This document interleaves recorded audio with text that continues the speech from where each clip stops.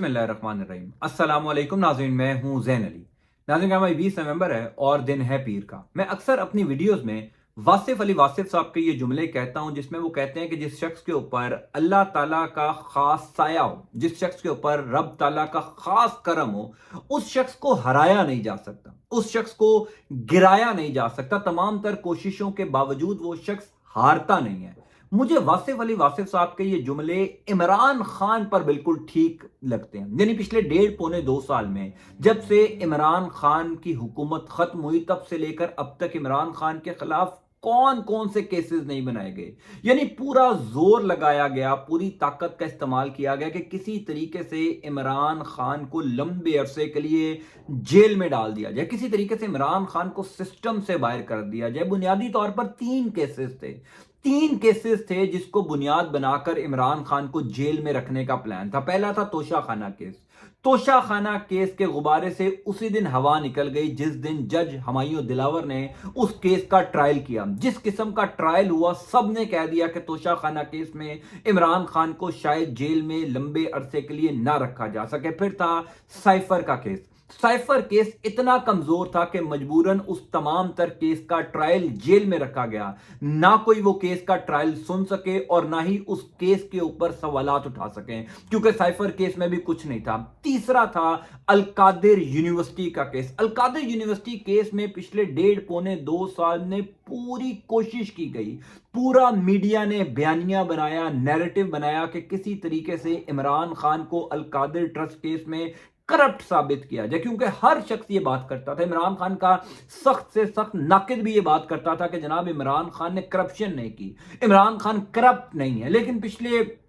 1.25 साल में मीडिया ने पूरा जोर लगाया कि किसी तरीके से अलकादिर ट्रस्ट केस को बुनियाद बनाकर इमरान खान के ऊपर फाइनेंशियल करप्शन साबित की जाए, फाइनेंशियल करप्शन का इल्जाम प्रूव किया जाए। लेकिन कुदरत का निजाम देखिए, रब ताला की मेहरबानी देखिए, हर गुजरते दिन के साथ इमरान खान के हक में ऐसी ऐसी गवाहियां आ रही हैं, ऐसे ऐसे सबूत मंजर आम पर आ रहे हैं कि अब अलकादिर ट्रस्ट केस के गुब्बारे से भी हवा निकल गई। तफसीलात मैं आपको बता देता हूं। 2 दिन पहले मैंने एक वीलॉग किया था जिसमें बताया था कि अमजदुर रहमान जो डायरेक्टर हैं अलकादिर यूनिवर्सिटी के, उन्होंने एक यूट्यूबर को इंटरव्यू दिया। उस इंटरव्यू में उन्होंने तमाम तर कहानी अलकादिर प्रोजेक्ट की खुलकर बयान की। उन्होंने बताया कि यह प्रोजेक्ट किसका था, जमीन किसकी थी, पैसा कहां से आया, किससे खरीदी गई, इमरान खान और बुशरा बेगम का क्या किरदार है, ये कितना मुआवजा लेते हैं, तमाम तर चीजें, एक एक चीज खुलकर उन्होंने बयान की। लेकिन आज उससे बड़ी गवाही, आज उससे बड़ा सबूत सामने आ गया। मुफ्ती तारिक मसूद इमरान खान के हक में खुलकर बोल पड़े हैं। मुफ्ती तारिक मसूद पाकिस्तान की रिलीजियस फ्रेटर्निटी का एक बहुत बड़ा नाम है, एक बहुत बड़े मजहबी स्कॉलर है। मैं खुद उनको बहुत ज्यादा पहले से सुनता हूं, अब भी सुनता हूं। बेशुमार उनके शागिर्द हैं, बेशुमार उनके मद्दाह हैं और रिलीजियस पहलुओं के ऊपर वो बड़ी जबरदस्त और दलेराना गुफ्तगू करते हैं। मुफ्ती तारिक मसूद का एक क्लिप मेरी नजर से गुजरा जिसमें वो बता रहे हैं कि अलकादिर यूनिवर्सिटी का जो प्रोजेक्ट है उसमें लोगों को हायर कैसे किया गया। अच्छा, 2 दिन पहले जो अमजदुर रहमान का इंटरव्यू हुआ उसमें जब उन्होंने तमाम तर चीजों को क्लैरिफाई किया कि इमरान खान का इसमें क्या किरदार है, बुशरा बेगम का इसमें क्या किरदार है, जमीन कहां से आई कहां से नहीं आई, तो वहीं पर एक सवाल उनसे किया गया उस सहाफी की जानिब से जो उनका इंटरव्यू ले रहा था कि क्या इमरान खान ने अपने मनपसंद लोगों को वहां पर भर्ती किया,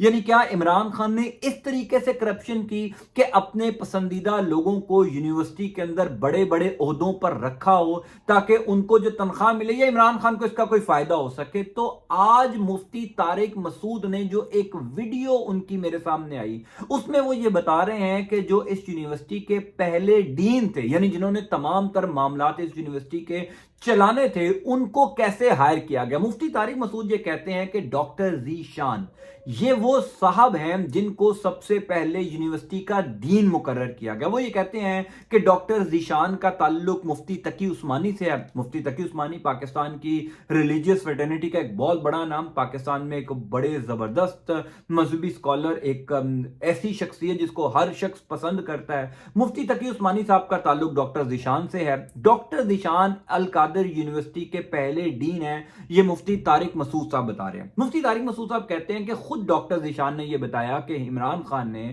ہمیں گورنر ہاؤس میں بلایا جب عمران خان وزیر اعظم تھے،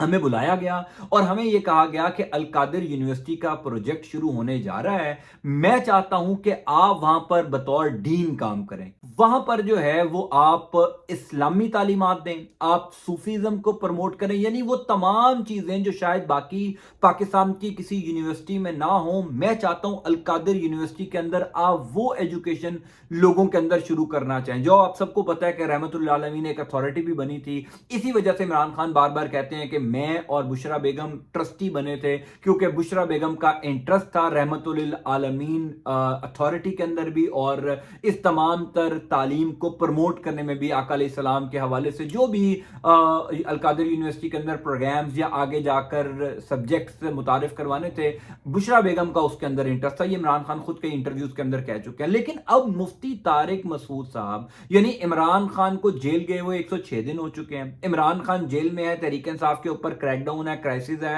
کارکنان جیلوں میں ہے، پارٹی توڑ دی گئی ہے تقریباً، اس کے باوجود اگر ایک مذہبی اسکالر آ کر یہ بات کر رہا ہے کہ میں گواہ ہوں کہ جس طریقے سے لوگوں کو وہاں پر بھرتی کیا گیا، کیونکہ عمران خان کے اوپر اگر آپ فائنینشیل کرپشن کا الزام لگائیں گے تو وہ کرپشن کا الزام تو اسی دن ختم ہو گیا جس دن اس کے مکمل اثاثے القادر یونیورسٹی کے سامنے آئے۔ 66 کروڑ روپے کے ٹوٹل فائنینشیل ایسٹس اور عمران خان کے اوپر 60 ارب روپے کی کرپشن کا الزام ہے۔ پھر امجد الرحمان جو اس یونیورسٹی کے ڈائریکٹر ہیں وہ یہ بتاتے ہیں کہ زمین کن لوگوں کی تھی، کن کا پیسہ آیا، کن کے پیسوں سے زمین خریدی گئی، 1 روپے کے بینیفیشری عمران خان نہیں ہے، 1 روپے کی بینیفیشری بشرا بیگم نہیں ہے، عمران خان کے اوپر فائنینشیل کرپشن جو ہے وہ ثابت نہیں ہو سکتی۔ پھر ایک ہی سوال تھا کہ کیا عمران خان نے اپنے پسندیدہ لوگوں کو بھرتی تو نہیں کروایا، جو کہ پاکستان میں عمومی طور پر سرکاری لیول کے اوپر ہوتا ہے، اس کا بھی آج جو ہے وہ اتنی بڑی گواہی آ گئی کہ مفتی طارق مسعود کہتے ہیں کہ جب اس تمام تر سچویشن میں لوگوں کی بھرتیاں ہو رہی تھی، جب ڈین کو بھرتی کرنا تھا تو وہ ڈین نے ہمیں خود آ کے ڈاکٹر ذیشان نے بتایا کہ مجھے گورنر ہاؤس بلایا گیا، اور اسی ویڈیو کے اندر